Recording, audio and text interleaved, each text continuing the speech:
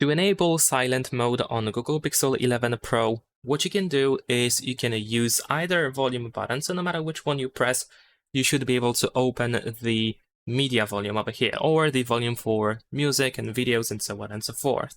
While this bar here on the right side is visible, then at the top of it, you can find this bell. You can tap on this bell to find all of these different sound modes that we have available on this phone. So this bell means that we have the sound mode activated, which allows you to use ringtones and vibrations.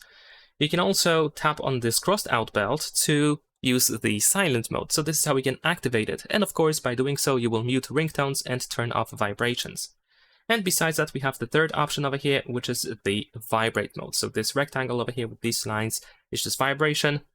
And you still feel the vibration is going to be still activated on the phone, but ringtones are going to be muted. So to enable the silent mode, just choose this crossed out bell, and that's pretty much it. Leave a like and subscribe.